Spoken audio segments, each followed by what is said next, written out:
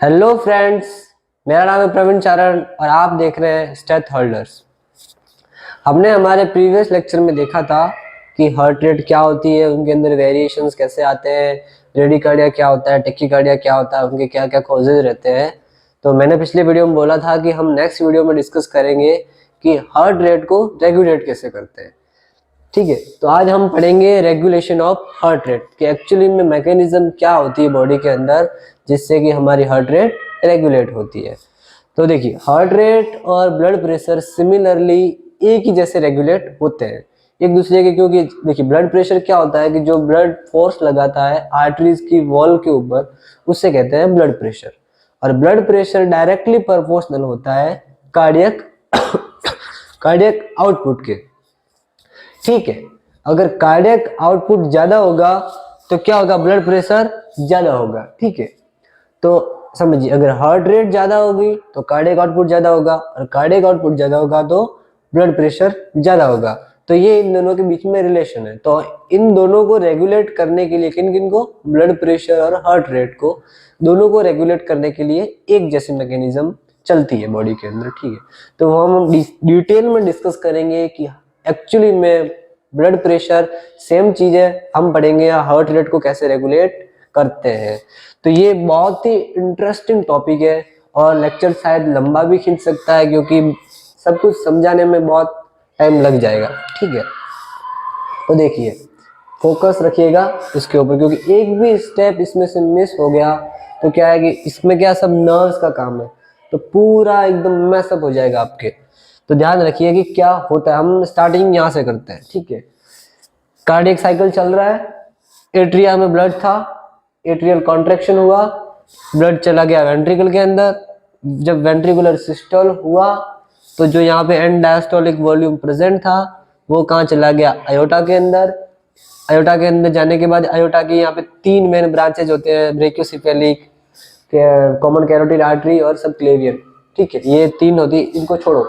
देखिए, general anatomy को छोड़ो, इसमें हमें ध्यान रखना है फिजियोलॉजी, क्योंकि फिजियोलॉजी बहुत इंपॉर्टेंट है। तो क्या हुआ, जो यहाँ पे ब्लड आया, कार्डियक आउटपुट जो भी आया यहाँ से ब्लड, वो कहाँ गया, इनमें गया, ब्रेकियोसेफेलिक में और कॉमन कैरोटिड आर्टरी में। अब क्या हुआ कि जैसे कॉमन कैरोटिड आर्टरी आगे जाती है, ब्रेकियोसेफेलिक आर्टरी आगे जाती है, तो यहाँ राइट सब क्लेवियन में और राइट कॉमन कैरोटिड आर्टरी में कन्वर्ट होती है। फिर राइट कॉमन कैरोटिड आर्टरी आगे जाके दो आर्टरीज में डिवाइड होती है, जिससे हम कहते हैं इंटरनल कैरोटिड आर्टरी और एक्सटर्नल कैरोटिड आर्टरी। तो ये होगी एक्सटर्नल कैरोटिड आर्टरी, क्योंकि स्पेस बहुत कम है तो प्लीज क्या कहते हैं उसे, हाँ ध्यान रखिएगा, क्योंकि क्या थोड़ा रह जाए, कॉपरेट करना। ठीक है, तो ये है इंटरनल कैरोटिड आर्टरी। मैं ट्राई करूंगा कि मैसअप ना हो जाए कहीं। ठीक है, तो ये यहाँ से ब्रेकियोसेफेलिक से यहाँ पे right subclavian, right common carotid artery, फिर एक्सटर्नल कैरोटिड आर्टरी और इंटरनल कैरोटिड आर्टरी। ठीक है, इधर भी सेम कॉमन कैरोटिड आर्टरी, ये डायरेक्ट कॉमन कैरोटिड आर्टरी निकलती है आर्च ऑफ द अयोटा से, लेफ्ट कॉमन कैरोटिड आर्टरी, फिर वापस ये एक्सटर्नल कैरोटिड आर्टरी और ये वापस इंटरनल कैरोटिड आर्टरी। ठीक है, इतना ये एनाटॉमी का पोर्शन है। ये थोड़ा बहुत स्किप भी कर जाओ तो कोई ऐसी दिक्कत वाली बात नहीं है। तो हमें फाइनली फोकस रहना है इंटरनल कैरोटिड आर्टरी और एक्सटर्नल कैरोटिड आर्टरी के ऊपर। ये इंटरनल कैरोटिड आर्टरी और एक्सटर्नल कैरोटिड आर्टरी ये दो होती है, एक राइट से निकलती है, एक लेफ्ट से निकलती है। ठीक है, तो इनके ऊपर थोड़ा ध्यान रखना। तो ये external carotid, internal carotid, internal external, ठीक है, ये ध्यान रखना। तो अब क्या समझते हैं कि जो इंटरनल कैरोटिड आर्टरी होती है वो जैसे ही बाइफर्केट होती है कॉमन कैरोटिड आर्टरी से, तो वो आगे जाके, जस्ट आगे जाके क्या होती है, थोड़ी डायलेट हो जाती है। तो जो भी पोर्शन डायलेट हो जाता है उसे हम कहते हैं साइनस। क्या कहते हैं, साइनस। जो भी पोर्शन डायलेट हो जाता है, इस तरीके से डायलेट हो जाता है, उस पोर्शन को हम कहते हैं साइनस। ठीक है, तो ये वाला पोर्शन है, ये आपको अगर विजिबल नहीं है तो मैं ब्लैक से लिख लेता हूँ। ये क्या है, डायलेट हो चुका है, तो इसे हम क्या कहेंगे, साइनस कहेंगे। और कौन सी आर्टरी डायलेट हुई है, कैरोटिड, तो इसलिए हम इसे क्या कहेंगे, कैरोटिड साइनस। कौन से साइनस कहेंगे, कैरोटिड साइनस। एक यहाँ पे और दूसरे वाले यहाँ पे, ये। ठीक है, कौन कौन से, साइनस, कैरोटिड साइनस, तो ये दिमाग में रखिए क्या है, कैरोटिड साइनस। अब इनका क्या रिलेशन है वो आगे देखते हैं, ये पहले हम स्टोरी समझिए। क्या हुआ, आर्टरी डिवाइड हुई, कॉमन कैरोटिड आर्टरी, इंटरनल और एक्सटर्नल। इंटरनल जैसे ही आगे गई उसने क्या किया, एक साइनस डेवलप किया जिसे हम कहते हैं कैरोटिड साइनस। साइनस क्या है, एक बल्ज्ड पोर्शन है जो क्या उभरा हुआ या डायलेट हुआ पोर्शन है जिसे हमने कहा है साइनस। और कौन सा साइनस है, कैरोटिड साइनस। कहाँ कहाँ, इस साइड में भी है, राइट साइड में भी है और लेफ्ट साइड में भी है। कहाँ पे, इंटरनल कैरोटिड आर्टरी में। एक तो ये समझ लिया, एक कैरेक्टर है हमारी हिस्टोरी का कैरोटिड साइनस। अब दूसरा कैरेक्टर हमारे हिस्टोरी का है ये वाला, इसे हम कहते हैं आयोटिक साइनस। कंफ्यूज मत होइएगा आयोटिक साइनस के बीच में और कैरोटिड साइनस के बीच में।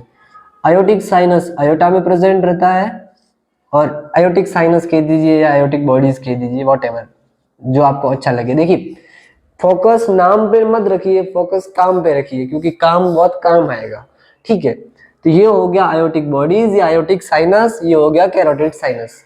अब इनका रोल क्या होता है वो देख लीजिए। एक और कैरेक्टर हमारी स्टोरी का कैरोटिड बॉडी, ये भी अलग। ये दो जो प्रेजेंट रहती है कि जैसे कॉमन कैरोटिड आर्टरी बाइफरकेट होती है किस किस में, इंटरनल कैरोटिड आर्टरी और एक्सटर्नल कैरोटिड आर्टरी पे, उस बाइफरकेशन पॉइंट के ऊपर कुछ नर्व सेल्स प्रेजेंट रहती है जिसे हम कहते हैं कैरोटिड बॉडी। तो कंफ्यूज मत होइएगा, कैरोटिड साइनस अलग है, कैरोटिड बॉडीज अलग है और आयोटिक साइनस अलग है। ये तीन कैरेक्टर हमने हमारी स्टोरी के पढ़ लिए। अब हम बात करते हैं कि अब रेगुलेशन की बात करते हैं, तो रेगुलेशन नॉर्मली होता रहता है। अब हम बात करते हैं कि जब हार्ट रेट बढ़ जाती है, मतलब कि टैकीकार्डिया हो जाता है, या फिर हार्ट रेट डाउन हो जाती है, ब्रेडिकार्डिया हो जाता है, तब ये इनका क्या क्या काम रहता है वो देखते हैं। अब मैं जो भी स्टोरी यहाँ पे बता रहा हूँ वो है टैकीकार्डिया की, ठीक है। जो टैकीकार्डिया में हो रहा होता है, जो जो जो मैकेनिज्म इस टैकीकार्डिया में होगी उसकी उल्टी मैकेनिज्म ब्रेडिकार्डिया में होगी। तो मैं यहाँ पे खाली आपको टैकीकार्डिया की मैकेनिज्म बताऊंगा, तो जो जो मैकेनिज्म टैकीकार्डिया में होगी उसके रिवर्स किसमें हो जाएगी, ब्रेडिकार्डिया। अब समझिए, अब यहाँ पे क्या हुआ, टैकीकार्डिया मतलब एचआर क्या होगी, बढ़ गई। जैसे एचआर बढ़ेगी तो कार्डियक आउटपुट बढ़ेगा, और जैसे कार्डियक आउटपुट बढ़ेगा मतलब जो ब्लड जो आयोटा में जा रहा है वो भी क्या होगा, बढ़ेगा, मतलब बीपी भी क्या होगी, बढ़ेगी। तो अल्टीमेटली समझिए कि जो जब हार्ट रेट बढ़ती है तो बीपी क्या हो जाती है, बढ़ जाती है, ठीक है। देखिए बीपी के तरीके से समझिए, मतलब बीपी मतलब ब्लड प्रेशर के तरीके से समझिए, फिर मैं हार्ट रेट पे वापस आता हूँ। अब जैसे ही ब्लड प्रेशर बढ़ेगा तो क्या होगा, ब्लड यहाँ से आया, यहाँ पे गया, यहाँ पे गया, यहाँ पे जाते जाते कहाँ पहुंचा, ये कैरोटिड साइनस पे पहुंचा। अब जैसे ही ये ब्लड कैरोटिड साइनस पे पहुंचा तो जो ब्लड का जो प्रेशर था वो यहाँ भी ट्रांसमिट हुआ, ठीक है। अब देखिए, अब नॉर्मल फंक्शनिंग क्या होती है कैरोटिड साइनस की, और जब बीपी बढ़ जाती है तो उसकी फंक्शनिंग क्या होती है, उसके बारे में हम डिटेल में डिस्कस करते हैं कि हार्ट रेट बढ़ी, कार्डियक आउटपुट बढ़ा, बीपी बढ़ी तो यहाँ से ब्लड प्रेशर ट्रांसमिट हो तो ब्लड तो हर जगह जाएगा, हर वेसल्स में जाएगा, तो यहाँ भी गया और कैरोटिड साइनस पे जाके इसने क्या किया वो देखिए। जब ब्लड कैरोटिड साइनस में पहुंचता है तो क्या होता है कि कैरोटिड साइनस, ये कैरोटिड साइनस, ठीक है, एक सेकंड में थोड़ा क्या बड़ा ले लेता हूं। तो ये पूरा कैरोटिड साइनस ले लिया, ये उस कैरोटिड साइनस का एरिया है। यहाँ पे जो एंडोथेलियल सेल्स प्रेजेंट रहती है, कौन सी सेल प्रेजेंट रहती है, एंडोथेलियल सेल्स। अब इन एंडोथेलियल सेल्स में क्या होता है कि ये जो एंडोथेलियल सेल्स रहती है वो एक नर्व के साथ में कनेक्ट रहती है जिसे हम कहते हैं हैरिंग्स नर्व। कौन सी नर्व, हैरिंग्स नर्व। ध्यान रखिए, देखिए स्टोरी है, देखो कुछ भी रिमेम्बर करने की कोशिश मत कीजिए, प्रीवियस जो चल रहा है उस पर मस्त रहिए, अतीत को भूल जाइए, ठीक है। अब क्या चल रहा है कि जो एंडोथेलियल सेल्स है किसकी, कैरोटिड साइनस की, उसके अंदर क्या हो रहा है कि वो कनेक्ट है एक नर्व से। चलिए मान लो मैं ये नर्व है, ये किससे कनेक्ट है, एंडोथेलियल सेल्स से। एक नर्व ये ले ली क्योंकि राइट और लेफ्ट दोनों से, मतलब ये तो एक से ही कनेक्ट रहेगा तो चल जाएगा, ठीक है। नर्व की ब्रांचेस पूरी, ये जैसे आर्टरी ऐसी तो होती नहीं है, ये तो हमने 2D में देखा, अगर 3D में देखेंगे तो वो पूरी नर्व ऐसे एकदम पकड़ के रखेगी, तो क्या नर्व इसके एंडोथेलियल सेल से क्या है, कनेक्टेड है। अब समझिए, अब जब नॉर्मल कंडीशन में है, जब मेरा बीपी 120/80 है, मेरा बीपी मतलब नॉर्मल है, जो बीपी क्या होता है कि जो ब्लड आ रहा है वो क्या करेगा, आर्टरी की वॉल के ऊपर क्या लगाएगा, फोर्स लगाएगा। क्या लगाएगा, फोर्स लगाएगा। आर्टरी की वॉल के ऊपर फोर्स लगाएगा। जब मेरा बीपी नॉर्मल है तो जो फोर्स होगा वो भी क्या होगा, नॉर्मल होगा, ऑब्वियस है। तो जो फोर्स भी, जब बीपी नॉर्मल है तो फोर्स भी क्या होगा, नॉर्मल होगा। देखिए इस जब हम ये पढ़ रहे हैं तो इसमें हमारे दोनों पोर्शन क्लियर हो जाएगी, क्योंकि बीपी को कम कैसे करना है और हार्ट रेट को कम कैसे करना है, मतलब बॉडी अपने आप करेगी, हमें कुछ नहीं करना है, ठीक है। अब जब हमारी बीपी नॉर्मल है तो जो फोर्स लग रहा होता है एंडोथेलियल सेल्स के ऊपर वो भी कैसा होता है, नॉर्मल। जब मेरी बीपी बढ़ गई, मेरी हार्ट रेट बढ़ेगी तो बीपी बढ़ेगी। अगर सपोज दैट मेरी बीपी 120 से बढ़ के कितनी होगी, 200 बाई 120, 200 बाई 80 वॉट एवर, ठीक है। आप समझिए अगर बीपी बढ़ी तो इसके ऊपर क्या होगा, फोर्स भी बढ़ेगा। अब बीपी क्या होती है कि सिस्टोलिक प्रेशर क्या होता है कि ब्लड के द्वारा लगाया गया प्रेशर किसके ऊपर, आर्टरीज की वॉल के ऊपर। अगर मेरा बीपी बढ़ेगा तो जो प्रेशर होगा, जो फोर्स होगा वो भी क्या होगा, बढ़ेगा। मतलब आर्टरीज ज्यादा डायलेट होगी, पहले इतनी डायलेट थी तो अब वो बढ़ के इतनी ज्यादा डायलेट होगी। तो जब डायलेट होगी तो क्या होगा, इसके अंदर स्ट्रेचिंग आएगी। स्ट्रेचिंग समझ रहे हो, खिंचाव, तनाव आएगा। तनाव किसके अंदर आएगा, एंडोथेलियल सेल्स के बीच में तनाव आएगा। जब बीपी बढ़ी तो इसके ऊपर कैपिलरी आर्टरी ज्यादा डायलेट हुई तो एंडोथेलियल सेल्स के ऊपर क्या आया, तनाव आया। और जैसे ही एंडोथेलियल सेल्स के ऊपर स्ट्रेचिंग आई तो यहाँ पे क्या हो गया, सोडियम का क्या होगा, इनफ्लक्स होगा। क्या होगा, सोडियम का क्या होगा, इनफ्लक्स होगा। क्या इनफ्लक्स हुआ, इन सेल्स के अंदर कौन चला गया, सोडियम चला गया। स्टोरी को देखिएगा, क्या हुआ, इन सेल्स के अंदर क्या चला गया, सोडियम चला गया। तो जैसे इन सेल्स के अंदर सोडियम की एंट्री हुई, सोडियम तो सबके दिलों का राजा है इन सेल्स के, ठीक है। तो जैसे ही सोडियम इनके अंदर गया तो इन्होंने क्या किया, जो नर्व प्रेजेंट थी, जो नर्व की जो क्या कहते हैं एक्सॉन जो प्रेजेंट था, जो सेंस कर रहा था, जो डेंड्राइट्स प्रेजेंट थे यहाँ पे एंडोथेलियल सेल्स के ऊपर, जैसे ही सोडियम उसके अंदर एंट्री हुई, क्योंकि डायलेट होगी, स्ट्रेचिंग हुई, तो सोडियम अंदर इजीली चला गया। तो उन सोडियम ने क्या किया, इस नर्व को क्या कर दिया, स्टिमुलेट। क्या कर दिया, स्टिमुलेट कर दिया। मतलब इस नर्व का क्या कर दिया, डीपोलराइजेशन। क्या कर दिया, डीपोलराइजेशन कर दिया। डीपोलराइजेशन मतलब क्या किया कि जैसे सोडियम आया इसके अंदर, इसने क्या कर दी, इलेक्ट्रोलाइट की वेव को क्या कर दिया, ट्रांसमिट कर दिया। मतलब इलेक्ट्रोलाइट की वेव यहाँ से भी आई और इलेक्ट्रोलाइट की वेव यहाँ से भी। इलेक्ट्रोलाइट मतलब कैटायंस, सॉरी बोलने में थोड़ी मिस्टेक हो गई क्योंकि हम भी इंसान हैं। तो यहाँ पे क्या हुआ, इलेक्ट्रोलाइट है मतलब सॉरी कैटायंस की वेव क्या हुई, जनरेट हुई। कैटायंस की वेव क्यों जनरेट हुई, कि ब्लड प्रेशर बढ़ा, एंडोथेलियल सेल्स में स्ट्रेचिंग आई। स्ट्रेचिंग आने से क्या हुआ कि जो सोडियम था जो बाहर प्रेजेंट था वो कहाँ आ गया, एंडोथेलियल सेल्स के अंदर। और एंडोथेलियल देखो कुछ भी थ्योरीज की परफेक्ट नहीं होती, मैंने कोई और किसी रिसर्चर ने कोई माइक्रोस्कोपिक स्टडी करी नहीं है। तो या तो हम कहें कि एंडोथेलियल से सोडियम यहाँ आ गया, या फिर क्या कहेंगे स्ट्रेचिंग के कारण क्या हुआ कि जो सोडियम इस एंडोथेलियल सेल्स के अंदर प्रेजेंट था वो कहाँ चला गया, नर्व के अंदर चला गया। तो अल्टीमेटली ये ध्यान रखिए कि सोडियम की एंट्री कहाँ हो रही है, नर्व के अंदर हो रही है। अब जैसे नर्व के अंदर सोडियम की एंट्री हुई, मतलब केटाइन की लोडिंग हुई, तो जैसे केटाइनिक लोडिंग हुई तो क्या हुआ, डीपोलराइजेशन। क्या हुआ, डीपोलराइजेशन। तो केटाइनिक लोडिंग से डीपोलराइजेशन हुआ। और मैंने कौन सी नर्व कहा था, कैरोटिड साइनस को cranial number 9, cranial nerve number 9 जिसे कहते हैं हम हाइपोग्लोसल। कौन सी, हाइपोग्लोसल। देखिए स्पेलिंग को माइंड मत कीजिएगा, कभी कभी गलत भी हो सकती है, क्योंकि मेरे दादाजी अमेरिका या ब्रिटेन से कहीं से नहीं थे, इंडिया से ही है, तो ठीक है। तो ये जो 9th नर्व है इसने क्या किया, जो सोडियम 9th नर्व की ब्रांच होती है जिसे हम कहते हैं हेरिंग्स नर्व, कोई दिक्कत नहीं, याद रहे तो रखे, नहीं रहे तो कोई दिक्कत नहीं, डायरेक्टली ये याद रखे कि हाइपोग्लोसल नर्व कौन से नंबर की, 9th क्रेनियल नर्व। इतने खाली याद। अगर देखिए आप बिगिनर है, आपने अभी से यहीं से शुरुआत करी है, मैंने भी यहीं से करी थी, तो देखिए अगर आपने नर्वस सिस्टम नहीं पढ़ा है तो इसे सिंपली याद रखें, क्योंकि मैं बार बार रिपीट कर रहा हूँ तो इतना तो दिमाग होगा कि इसको आप याद कर लेंगे, ठीक है। तो हाइपोग्लोसल नर्व को किसने स्टिमुलेट कर दिया, कैरोटिड साइनस ने। कैसे किया वो मैकेनिज्म मैंने यहाँ पे बता दी। अब हाइपोग्लोसल नर्व जैसे एक्टिवेट हुई तो यहाँ पे क्या दौड़े, केटायंस। केटायंस दौड़े, केटायंस दौड़ते दौड़ते क्या कहाँ गए, हमारे घर पे कोई आपत्ति आती है, अगर कोई सोसाइटी में या फिर कॉलोनी में कोई भी चोरी डकैती होती है तो हम कहाँ जाते हैं, पुलिस वाले के थाने में कॉल करते हैं कि भाई साहब ऐसा ऐसा हो गया है। तो ये जैसे ही स्टिमुलेट हुई तो कुछ स्टिमुलेट हुई मतलब इसने कुछ सेंस किया, इसने क्या सेंस किया कि बीपी क्या हुई है, बढ़ गई है, सोडियम की एंट्री बढ़ गई है। तो ये दौड़ते दौड़ते कहाँ गए, ये है हमारे पुलिस वाले, पुलिस वाला है ये, ठीक है, समझने की कोशिश कीजिए। पुलिस वाला है जिससे हम, ये जो न्यूक्लियस है, न्यूक्लियस क्या होता है कि जो सेल बॉडीज होती है, देखो न्यूरॉन्स की सेल बॉडीज अलग होती है और एक्सॉन अलग होता है। देखिए ये न्यूरॉन होती है कोई, ये न्यूरॉन, ये एक्सॉन और ये वापस ही ऐसी होती है, ठीक है। तो ये एक्सॉन पूरा, ये वापस आ गया साइनेप्स और ये होगी सेल बॉडी। तो इनकी जो न्यूरॉन की सेल बॉडी जहां भी एक्यूमुलेट होती है ना, वहां पे एक ग्रे मैटर का फॉर्मेशन करती है जिसे हम कहते हैं न्यूक्लियस। क्या कहते हैं, न्यूक्लियस। तो ये एक न्यूक्लियस है, ये जो बेटा कहाँ प्रेजेंट रहता है, यहाँ पे ये ट्रैक्टस सोलिटेरियस इसे कहते हैं, इसका नाम बहुत बड़ा है, ट्रैक्टस सोलिटेरियस कहते हैं इसे। क्या कहते हैं, ट्रैक्टस, ट्रैक्टर नहीं, ट्रैक्टस सोलिटेरियस।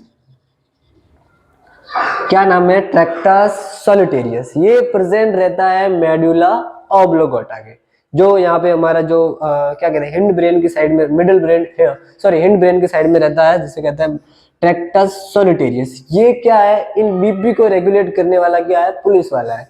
तो जैसे ही हाइपोग्लोसल नर्व एक्टिवेट हुई, ये दौड़ती दौड़ती कहाँ आ गई, ट्रैक्टस सोलिटेरियस के पास। ये तो ये स्टोरी थी कैरोटिड साइनस की। अब हम देखते हैं अयोटिक साइनस की।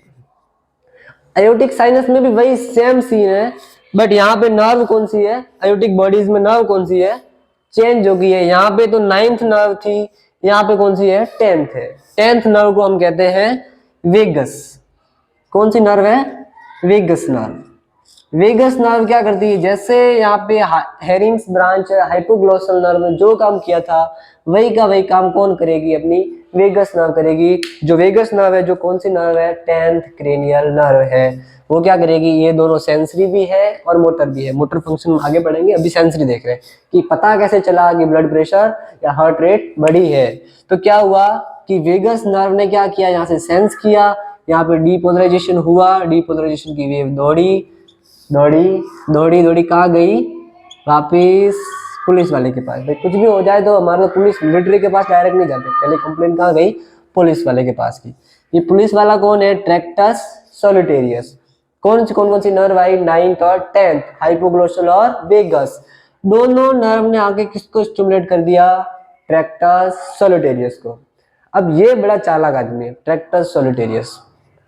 अब जो भी इंफॉर्मेशन ये दोनों नर्व लेके आई, उसको क्या करेगा, इंटरप्रिटेट करेगा। अब देखिए जो सेंट्रल नर्वस सिस्टम है, उसके इनर्वेशन बहुत सारे हैं। वो सेरिब्रम से भी जुड़ा है, सेरिब्रल से भी जुड़ा है, सेरिब्रम से और सेरिबेलम से भी जुड़ा है, मतलब उसके इनर्वेशन बहुत सारे हैं, ठीक है। तो उतना सारा छोड़ो, उनकी बेजामारी छोड़ो, ये कहाँ गया इन्फॉर्मेशन सारी, ट्रैक्टस सोलिटेरियस के पास गई, उसने इंटरप्रिटेट किया, हायर सेंटर्स के थ्रू भी कम्युनिकेट किया होगा, और उसने क्या पता किया कि भाई बीपी बढ़ गई है, मतलब हार्ट रेट बढ़ गई है।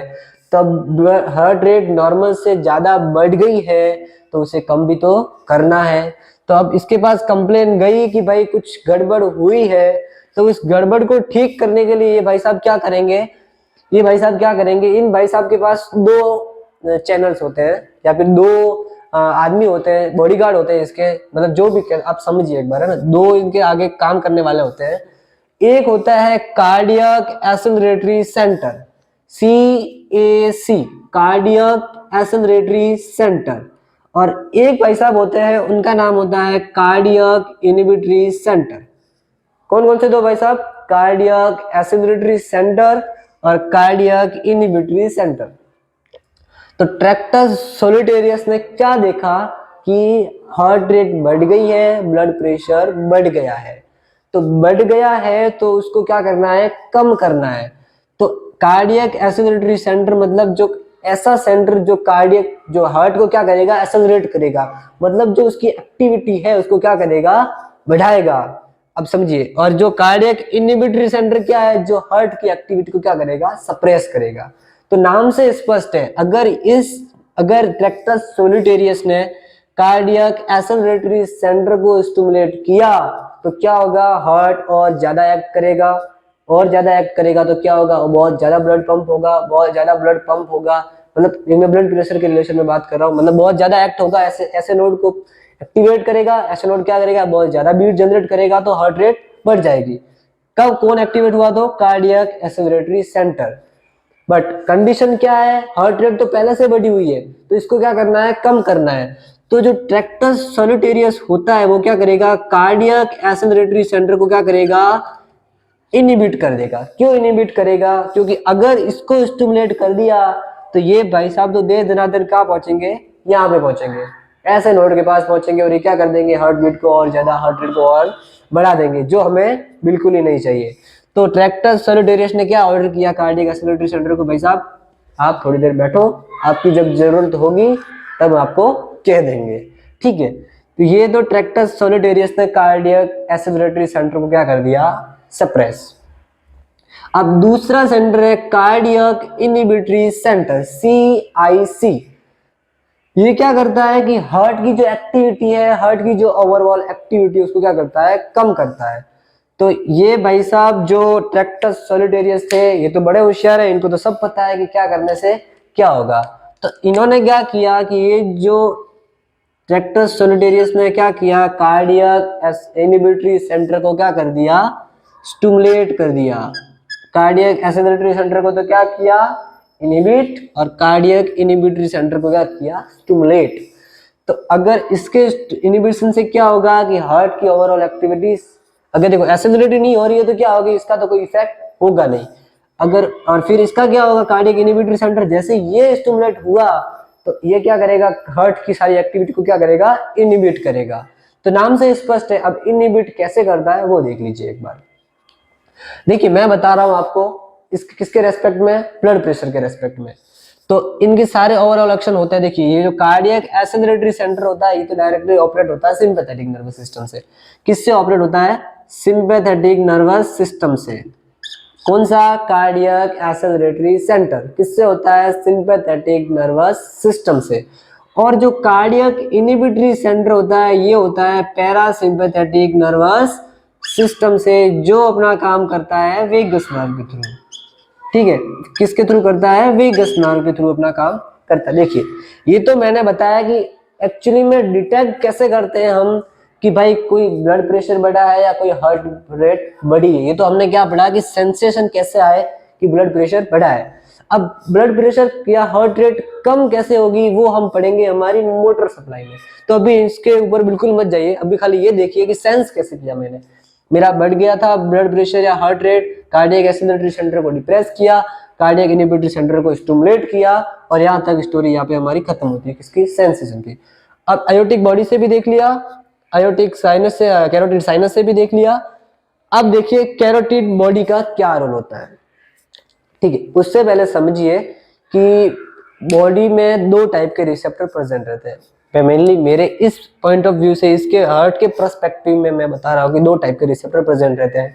एक तो होते हैं बैरो रिसेप्टर, दूसरे होते हैं कीमो रिसेप्टर। देखिए उन दो को छोड़िए, नीचे वाले बैरो रिसेप्टर और कीमो रिसेप्टर। क्या क्या नाम लिखे मैंने, एक लिखा है बैरो रिसेप्टर और दूसरा लिखा है कीमो रिसेप्टर। अब बैरो रिसेप्टर क्या होते हैं, ये मैकेनो रिसेप्टर होते हैं। मैकेनो रिसेप्टर कैसे होते हैं कि कोई भी मैकेनिकल चेंजेज आए, कोई भी मैकेनिकल चेंजेज में क्या क्या होते हैं, जैसे मैकेनिकल चेंजेस इसके रेस्पेक्ट में मैं कहूँ तो कोई फोर्स हो गया, प्रेशर हो गया, वेलोसिटी हो गई, ये सारे कैसे चेंजेस हैं, मैकेनिकल चेंजेस है। कैसे चेंजेस है, मैकेनिकल चेंजेस। अगर किसी प्रकार के मैकेनिकल चेंजेस आए ब्लड के फ्लो के अंदर, अगर ब्लड का प्रेशर बढ़ गया, ब्लड की वेलोसिटी बढ़ गई, ब्लड जो फोर्स अप्लाई कर रहा था वो फोर्स बढ़ गया, तो ये कौन से टाइप के चेंजेस है, मैकेनिकल चेंजेस है। और इन चेंजेस को डिटेक्ट कौन करेगा, बैरो रिसेप्टर डिटेक्ट करेंगे। कौन से रिसेप्टर करेंगे, बैरो रिसेप्टर डिटेक्ट करेंगे। बैरो रिसेप्टर डिटेक्ट किसको करेंगे, मैकेनिकल चेंजेस, जैसे फोर्स हो गया, प्रेशर हो गया, वेलोसिटी हो गई। तो बैरो रिसेप्टर कहाँ पे प्रेजेंट रहते हैं, कैरोटिड साइनस के अंदर। ये जो कैरोटिड साइनस है यहाँ पे कौन से रिसेप्टर प्रेजेंट रहते हैं, बैरो रिसेप्टर। देखिए मैंने पहले इसलिए नहीं बताया कि पहले बैरो और ये समझना थोड़ा भारी रहता, अब तो पता चल गया कि कौन कौन से क्या क्या काम रहता है, तो थोड़ा इजी रहेगा। बैरो रिसेप्टर कहाँ पे प्रेजेंट रहते हैं, कैरोटिक कैरोटिड साइनस के अंदर कौन से रिसेप्टर प्रेजेंट रहते हैं? बैरो रिसेप्टर प्रेजेंट रहते हैं। क्यों रहते हैं? क्योंकि जैसे ही प्रेशर बढ़ा, इन्होंने क्या किया, प्रेशर को सेंस कर लिया। कैसे सेंस किया? क्योंकि सोडियम, देखो भले लास्ट में तो भले वो कैटायंस की एंट्री हुई, वो छोड़ो, प्रेशर बढ़ने के कारण ही एंट्री हुई ना, तो कौन से मैकेनिकल चेंजेस था प्रेशर, तो कौन से रिसेप्टर हुए? ये बैरो रिसेप्टर हुए। बैरो रिसेप्टर कहाँ प्रेजेंट है? कैरोटिड साइनस के अंदर। क्या काम करते हैं? कोई भी मैकेनिकल चेंजेस जो है उसको क्या करेंगे? डिटेक्ट करेंगे। यहाँ भी प्रेजेंट रहता है बैरो रिसेप्टर, और आयोटिक साइनस में भी प्रेजेंट रहते हैं। आई डोंट नो, मैंने नहीं पढ़ा, ठीक है, सॉरी। तो ये कैरोटिड साइनस में कौन से रिसेप्टर प्रेजेंट रहते हैं? बैरो रिसेप्टर। दूसरे टाइप के रिसेप्टर होता है कीमो रिसेप्टर। कौन से receptor? Chemo receptor. Chemo receptor क्या होते हैं कि कोई भी केमिकल चेंजेस आते हैं उसको क्या करते हैं? सेंस करते हैं। अब देखिए केमिकल चेंजेस क्या क्या हो सकते हैं। अगर O2 की कंसेंट्रेशन क्या हुई? कम हुई। अगर CO2 की कंसेंट्रेशन क्या हुई? बढ़ी। मतलब कम बढ़ी उसका मैं नहीं कह रहा हूँ, मतलब O2 हो गया, CO2 हो गया, अदर कोई भी जैसे कोई और भी गैस ले लो, कोई सी भी नाइट्रोजन ऑक्साइड ले लो, व्हाटएवर, कोई सी भी गैस ले लो, उस गैस को, किसी भी केमिकल को सेंस या डिटेक्ट करने का काम किसका होता है? कीमो रिसेप्टर का काम होता है। ये कीमो रिसेप्टर कहाँ प्रेजेंट रहते हैं? आयोटिक साइनस या आयोटिक बॉडीज के अंदर। यहाँ पे क्या प्रेजेंट रहता है? Chemo receptor. और कैरोटिड बॉडी के अंदर क्या प्रेजेंट रहता है? Chemo receptor. कैरोटिड साइनस के अंदर बैरो रिसेप्टर, कैरोटिड बॉडी के अंदर कीमो रिसेप्टर। तो ये कीमो रिसेप्टर और क्या करते हैं? इन सभी चीजों को सेंस करते हैं और आगे इंफॉर्मेशन सेंड करते हैं। और ये सारे रिसेप्टर इंफॉर्मेशन किसको सेंड करेंगे? ट्रैक्टस सॉलिटेरियस को। किसको? हायर सेंटर को, ट्रैक्टस सॉलिटेरियस को। तो समझिए, बैरो रिसेप्टर, कैरोटिड साइनस स्टिमुलेट हुए, किसको इन्फॉर्मेशन करेंगे? इसके थ्रू। इसी नर्व तो यही है, hypoglossal nerve, ninth cranial nerve, किसको करेंगे? ट्रैक्टस सॉलिटेरियस को। और जो कैरोटिड बॉडी है उससे जो कीमो रिसेप्टर है वो इसको करेंगे, और जो यहाँ के जो कीमो रिसेप्टर होंगे वो किसको करेंगे? इसी को करेंगे। किसके थ्रू? वेगस नर्व के थ्रू। तो ये तो हमने समझ लिया कि कीमो रिसेप्टर और बैरो रिसेप्टर का क्या काम रहता है। ये क्या करेंगे? रिसेप्टर क्या करेंगे? सेंस करेंगे। और किसको इन्फॉर्म करेंगे? इसको करेंगे, ट्रैक्टस सॉलिटेरियस को। ट्रैक्टस सॉलिटेरियस आगे ऑर्डर देगा कार्डियक एसिलेटरी सेंटर को और कार्डियक इनहिबिटरी सेंटर को। ये तो हमने देख लिया कि सेंसेशन कैसे होते हैं। होप सो आपको समझ में आया होगा, मैंने मेरा बेटर दिया है। अब देखिए आप कि अब सेंसेशन तो हो गए, अब सेंसेशन होने से कोई काम तो चलना नहीं है, उसके ऊपर एक्शन तो लेना पड़ेगा। अभी थाने में कोई कंप्लेन दर्ज कराते हैं, कंप्लेन दर्ज कराने से प्रॉब्लम सॉल्व नहीं होती। अगर पुलिस वाले जो टीम है वो एक्शन लेगी तभी जाके एक्चुअली प्रॉब्लम का सॉल्यूशन मिलेगा। तो प्रॉब्लम हमने दर्ज करा दी, अब सॉल्यूशन हमें यहाँ मिलेगा। कहाँ मिलेगा? यहाँ मिलेगा। तो मैं क्या करता हूँ, ये सारा समझाने के लिए मैं ये रब कर देता हूँ। अगर आपको इसको सारा राइट डाउन करना है तो प्लीज स्क्रीनशॉट ले लेना, ठीक है। मैं रब कर देता हूँ पूरा, क्योंकि फिर इजी रहेगा समझाना आपको। सिंपैथेटिक नर्वस सिस्टम और पैरासिम्पैथेटिक नर्वस सिस्टम दोनों किसके पार्ट है? ऑटोनॉमिक नर्वस सिस्टम के। ऑटोनॉमिक नर्वस सिस्टम क्या करता है? जितनी भी विसरल एक्टिविटीज होती है इनको क्या करता है? कंट्रोल करके रखता है। सिंपैथेटिक नर्वस सिस्टम क्या करता है कि बॉडी को रेस्टिंग कंडीशन में ले जाता है। अभी मैं रेस्टिंग कंडीशन में हूँ तो मेरे अंदर कौन सा सिस्टम एक्टिवेट है? सिंपैथेटिक। और जैसे ही कोई स्ट्रेस की कंडीशन आ गई, जैसे ही कोई सामने लॉयन आ गया, टाइगर आ गया, तो हाँ मैं डर गया, तो कौन सा हो गया? सिंपैथेटिक नर्वस सिस्टम एक्टिवेट हो गया। तो ये देखिए अब हो गया। कौन कौन से सिस्टम वहां पे, कौन कौन से सेंटर एक्टिवेट हुए थे? कार्डियक इनहिबिटरी सेंटर और कार्डियक एक्सेलरेटरी सेंटर। कौन कौन से? कार्डियक इनहिबिटरी सेंटर और कार्डियक एक्सेलरेटरी सेंटर। इसको तो मैंने क्या किया था? स्टिमुलेट किया था, और इसको क्या किया था? इनहिबिट किया था, ठीक है। अब देखिए अब एक्चुअली में होता क्या है। अब जो कार्डियक इनहिबिटरी सेंटर था वो अपना एक्शन दिखाता है वेगस नर्व के थ्रू। कौन सी nerve? Vagus nerve. Vagus nerve क्या करती है? पैरासिम्पैथेटिक नर्वस सिस्टम का क्या करती है? फॉर्मेशन करती है। पैरासिम्पैथेटिक नर्वस सिस्टम में मेनली कौन सी नर्व? मेनली क्या एक ही होती है? वेगस नर्व ही होती है। कौन सी? Vagus nerve. वेगस नर्व क्या करती है? पैरासिम्पैथेटिक नर्वस सिस्टम का क्या करती है? फॉर्मेशन करती है। तो जैसे कार्डियक इनहिबिटरी सेंटर एक्टिवेट हुआ, कौन सी नर्व स्टिमुलेट हुई? Vagus nerve. और मैंने वेगस नर्व को यहाँ पे ड्रॉ किया है। ये जो रेड कलर में दिख रही है आपको, ये है वेगस नर्व। कौन सी नर्व है? Vagus nerve. अब वेगस नर्व के अंदर देखिए हमारी बॉडी है, ये मैं स्ट्रेट खड़ा हूं, लेफ्ट पोर्शन और राइट पोर्शन। तो ऐसे के ऐसे जो वेगस नर्व का जो न्यूक्लियाई होता है, जो उसका सेंटर होता है, उसके अंदर भी 2 टाइप के न्यूक्लियस प्रेजेंट रहते हैं। तो जिसे मैं सिंपली कहता हूं ये हो गया राइट वेगस और लेफ्ट वेगस न्यूक्लियाई के दोस्त, ठीक है। राइट वेगस न्यूक्लियाई और लेफ्ट वेगस न्यूक्लियाई कौन से सिस्टम से आ रहे हैं? कार्डियक इनहिबिटरी सेंटर से। कौन सी नर्व है? वेगस नर्व है। कौन सी नर्व है? 10th क्रेनियल नर्व, जिसे कहते हैं वेगस नर्व। और ये क्या करेगी? इसको एक्टिवेट करेगी। अब जैसे ही ये एक्टिवेट हुए तो जो राइट वेगस नर्व न्यूक्लियाई था उसने क्या किया? ऐसे नोड के पास गया और क्यों किया क्या किया? राइट वेगस न्यूक्लियाई जैसे स्टिमुलेट होगा वो जाएगा ऐसे नोड के पास। सारी इंफॉर्मेशन जो केटाइनिक जो लोडिंग हुई थी, सारी जो केटाइन्स की जो वेव बनी थी वो कहाँ चली गई? पूरी ऐसे नोड के पास। ये जो रेड कलर से बनाया मैंने, ये ऐसे नोड है जो कहाँ प्रेजेंट रहता है? राइट एट्रियम के सुपीरियर पोर्शन के ऊपर प्रेजेंट रहता है, just lateral to superior vena के, सॉरी। तो जैसे ऐसे नोड के पास इंफॉर्मेशन आई, किसके थ्रू आई? राइट वेगस नर्व के न्यूक्लियाई के थ्रू इंफॉर्मेशन आई। उसने इंफॉर्मेशन कहाँ आई? ऐसे नोड के पास आई। तो ये कैसा सिस्टम है? पैरासिम्पैथेटिक नर्वस सिस्टम है। अब पैरासिम्पैथेटिक नर्वस सिस्टम का काम होता है कि मेरी बॉडी की ओवरऑल एक्टिविटी होती है उनको मैं क्या करूंगा? सप्रेस करूंगा। मुझे फालतू में जरूरत नहीं है मेरी एनर्जी खर्च करने के लिए। मेरी बॉडी, मेरा माइंड बहुत होशियार है, क्या करेगा? वो जो अननेसेसरी एक्टिविटीज है उन सभी को क्या कर देगा? सप्रेस कर देगा। तो ये जो आया इंपल्स आया राइट वेगस न्यूक्लियाई से ऐसे नोड के पास, ये आके यहाँ पे क्या सिक्रेट करेगा? Acetyl choline. क्या रिलीज करेगा? Acetyl choline. अब जैसे एसिटाइल कोलिन यहाँ पे रिलीज हुआ ऐसे नोड के पास में, तो ऐसे नोड के पास में एक रिसेप्टर प्रेजेंट रहते हैं जिसे कहते हैं हम M2 रिसेप्टर। कौन से रिसेप्टर प्रेजेंट रहते हैं? M2 रिसेप्टर प्रेजेंट रहते हैं जो पार्ट होते हैं कोलिनर्जिक रिसेप्टर का। कौन से रिसेप्टर का पार्ट होता है? Cholinergic receptor. देखिए याद रहे ना रहे बताना मेरा फर्ज है, कोशिश करिएगा याद रहेगा मस्त, ठीक है। एसिटाइल कोलिन रिलीज कहाँ से हुआ? राइट वेगस नर्व के न्यूक्लियाई ने इंफॉर्मेशन भेजी, यहाँ पे केटाइनिक वेव आई, यहाँ पे क्या आ गया? एसिटाइल कोलिन रिलीज हुआ। एसिटाइल कोलिन के लिए रिसेप्टर कौन से प्रेजेंट थे? M2 रिसेप्टर प्रेजेंट थे। तो जैसे ही M2 रिसेप्टर एक्टिवेट होते हैं, M2 रिसेप्टर क्या करते हैं?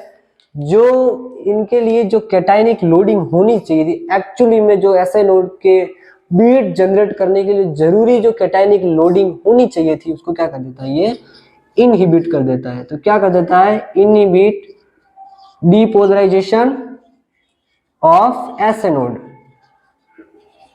इनहिबिट डीपोलराइजेशन ऑफ ऐसे नोड। तो जैसे ऐसे नोड का डीपोलराइजेशन क्या हो गया? इनहिबिट हो गया। मतलब जो ऐसे नोड की जो एक्टिविटी होगी वो कैसी हो गई? सप्रेस हो गई। तो अल्टीमेटली क्या होगा? हार्ट रेट क्या हो जाएगी? कम हो जाएगी, ठीक है। ये तो हमने पढ़ लिया हार्ट रेट के एस्पेक्ट में। अगर मैंने कहा था कि हम ब्लड प्रेशर और हार्ट रेट दोनों को पैरेलली डिस्कस कर रहे हैं तो क्या होगा? हार्ट रेट जैसे ही कम हुई तो क्या होगा? कार्डियक आउटपुट कम होगा, और कार्डियक आउटपुट कम हुआ तो ब्लड प्रेशर ऑटोमेटिकली कम हो जाएगा। तो समझ में आया? एसिटाइल कोलिन आया, M2 रिसेप्टर पे एक्ट किया, इसने क्या किया? इनहिबिट डीपोलराइजेशन ऑफ ऐसे नोड, और उससे क्या हुआ? Resulting in decrease the overall activity of sinoatrial node, और जिससे क्या हुआ? हार्ट रेट क्या होगी? मेरी डिक्रीज होगी। तो अल्टीमेटली हमें क्या मिल गया? हार्ट रेट बढ़ी थी, पूरी प्रोसेस हुई, उसके बाद में फाइनली हार्ट रेट डिक्रीज हो गई है, ठीक है।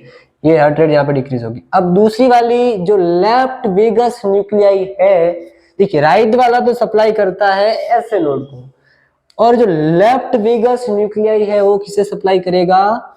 एवी नोड को। किससे करेगा? एवी नोड, जिसे कहते हैं हम एट्रियो वेंट्रिकुलर नोड। क्या कहते हैं? Atrio ventricular node.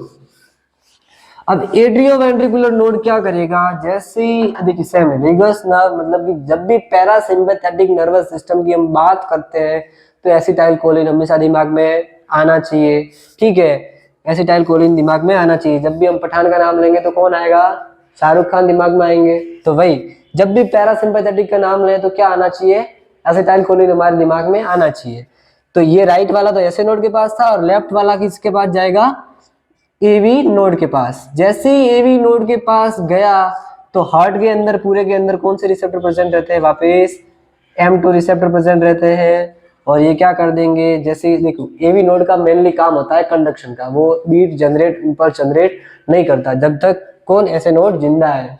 जब तक बाप जिंदा होता है तब तक बेटे को कुछ पता नहीं चलता है, ठीक है, अपनी जिम्मेदारियां वो खुद होता है। तो जब तक एसए नोड यहाँ पे जिंदा है तब एवी नोड को कोई फर्क नहीं पड़ता, वो तो बस जाने देगा जाने देगा जाने देगा।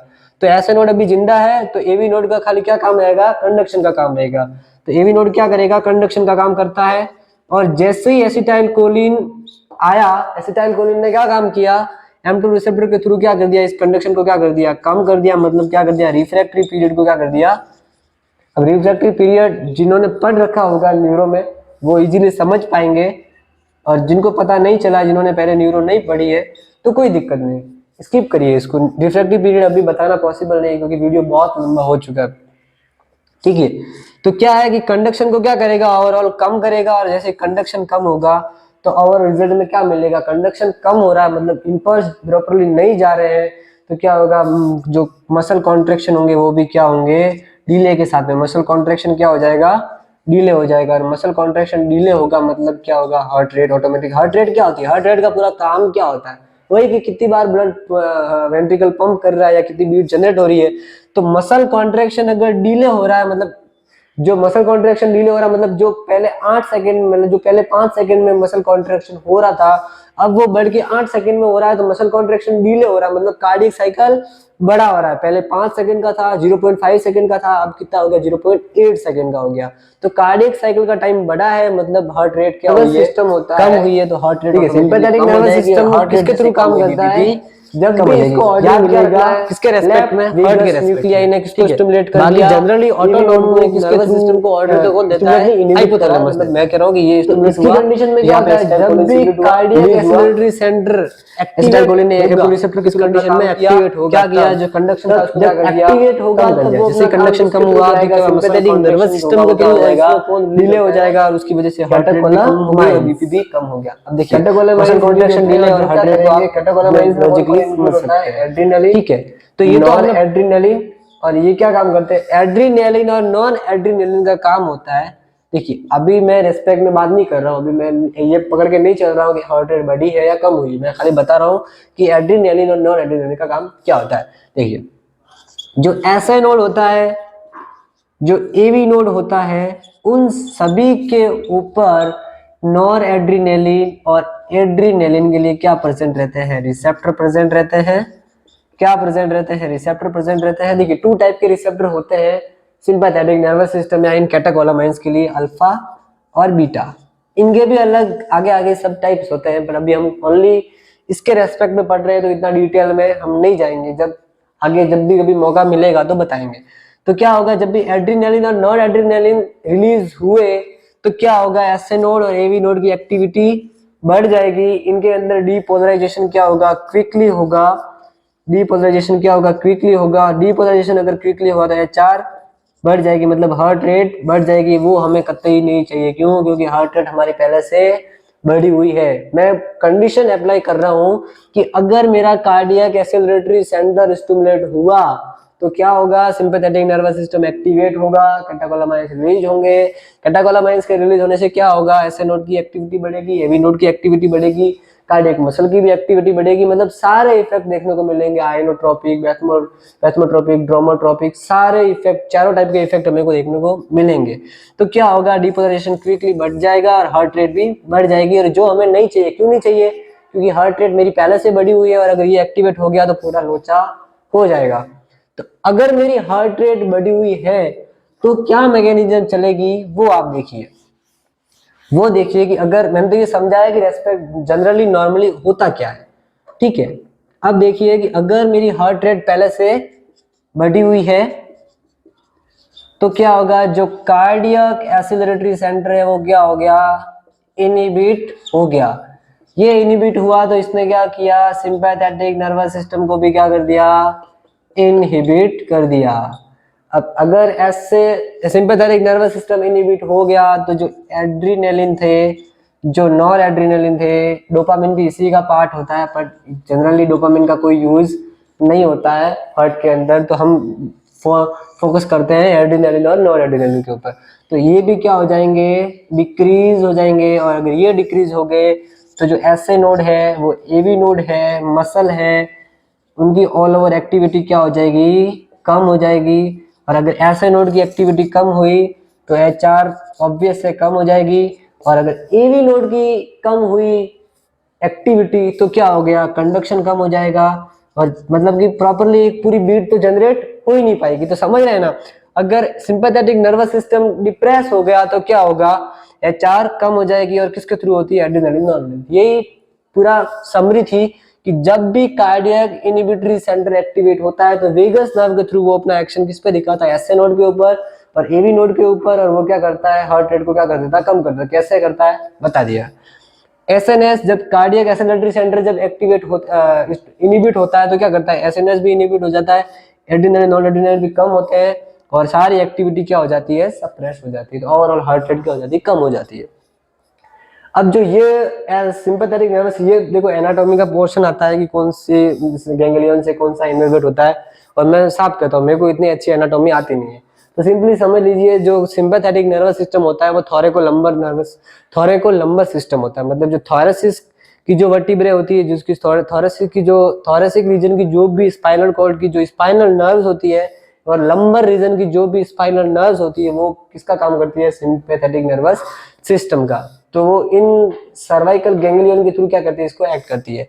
अब ये एनाटॉमी के पोर्शन में थोड़ा इसको जोर देके बताते हैं। मैं क्या फिजियोलॉजी अच्छे से जानता हूं, तो मैं ये कह सकता हूँ कि ये जब भी कार्डियक एक्सेलरेटरी सेंटर जब भी इनहिबिट होगा तो ये सारे गैंग्लियन भी क्या हो जाएंगे, इनहिबिट हो जाएंगे, और क्या हो जाएगा, एवी नोड और एसी नोड भी क्या हो जाएंगे, डिप्रेस हो जाएंगे।